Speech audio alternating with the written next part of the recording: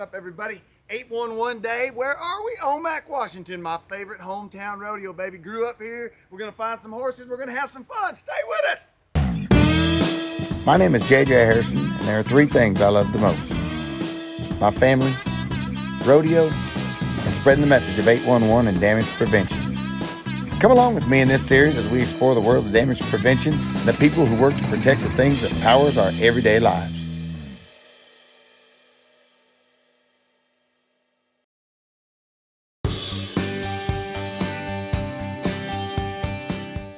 For our rodeo-focused episode, we found the perfect guest in fellow cowpoke Linda Halloway, damage prevention specialist for the Washington State Utilities and Transportation Commission. We decided to be ambitious and conduct our interview on horseback along the beautiful Okanagan River. You know, we've met through 811. We've been partners for a long time with 811, but how did you even get started into this? What brought you to this one-call concept, this 811 movement?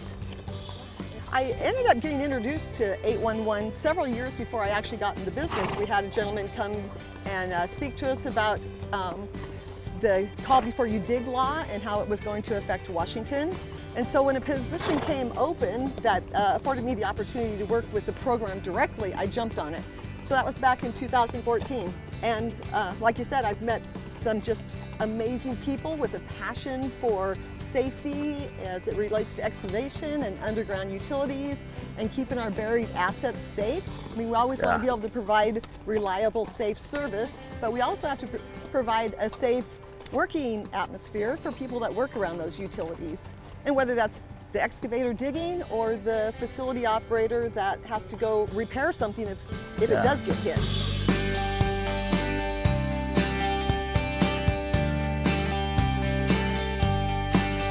Let's stay with the safe digging. What steps can a facilities operator, actually let me ask it this way, what tools can a facility operator have in their bag of tricks to make sure that the locates are done not just correctly, but safely and effectively for the consumer?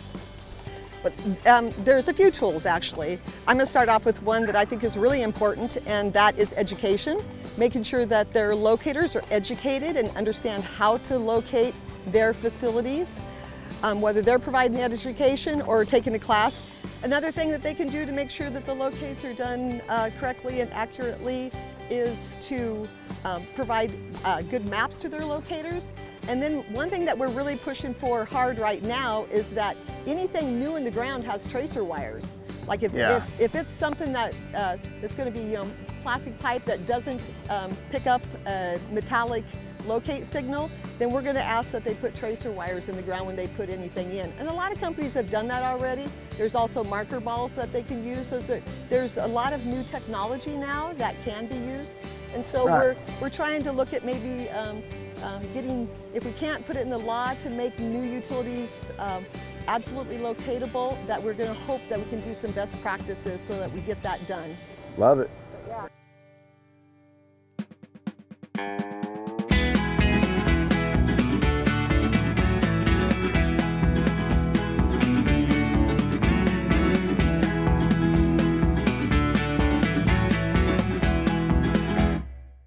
All right, just what's that phone number? You got to call one more time. What's that number? 811. 811. Good job. This is my first rodeo. This is definitely your first rodeo. You've been just and I can tell. The bucket hat too much, but I've gotten a few good compliments on it. Have you? Yeah. Probably people here at their first rodeo. You are the man, buddy. Thank you, pal. Good job. All right. We'll do knuckles another day. We're always, every effort we can to just, be promoting 811, doing, being here, we're not meeting our customers, but we need them to just get the 811 word out, because our products are so entrenched with the whole 811 process. The markers above ground, it makes people call. Makes people call, makes people think. Yeah. Makes people think. And the utility locator comes, he's using a test station and tracer wire that we have. Critical, right? That's where you find the locate, then he marks it with flags. And then there's even products that are, if all else fails, we have buried warning tape that someone's still digging. It's like, watch out, when they pull it up, they see it, it's visual. And and then labels, signs, things everywhere we take for granted because when it succeeds, you don't think about it, you don't know about it. It's just stuff that's there, and it's protecting every aspect of what you need in a daily life. You use your water, you use your phone, you use gas to get places, and it's all of that. I love that the company are trying to create different ways to warn people. You talked about the tape, hitting the different things, because when you think about just a sign alone, you could sit right here at this little food court and count 1,000 signs for our eyes to read. So what makes it stand out? What makes it different? Right. I like the markers that Trident makes, for example. Those are phenomenal because they're 3 sides. You can see them from any angle. You can run them over, pound them. We've beat the crap out of them ourselves, and our marking matters. So I like the idea of that, but then you think, okay, that's only one vessel to get our message across. And so I love the innovation that you have. The possibilities are endless.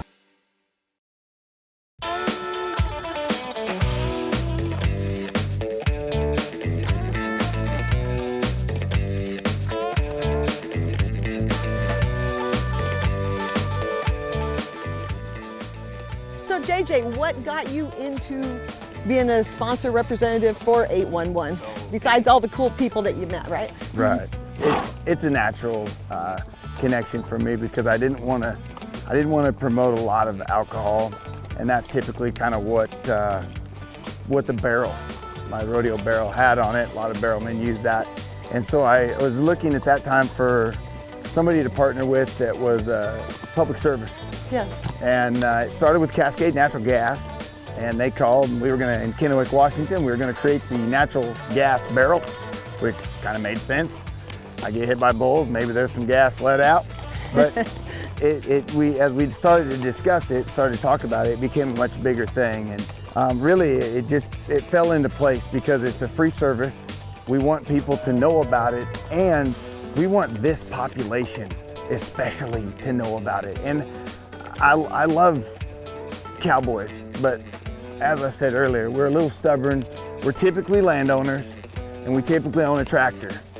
And when you're stubborn, own a tractor, and have some ground, you might be the guy that digs in and causes some damage. So our message gets pushed into households that maybe it wouldn't without me. And I feel that that's a great service that I'm doing. And I've really enjoyed partnering with 811. They've been a title partner of mine since my career really took off. And I don't see that ever stopping. I think this is probably going to be in my blood for life. And it's also because, just today, it is August 11th, which just happens to be 811 Day. Oh, really? That's right. So That's you know it. what? I got to remind everybody before we ride some bulls, call before you dig. National 811 Day. Call 811 before you dig. There you go.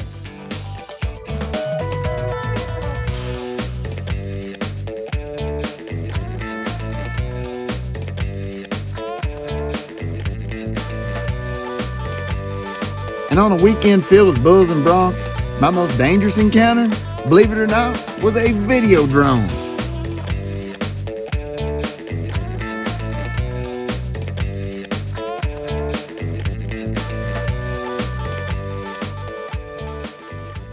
Not many people get to say they punched a drone out of the air. Yeah.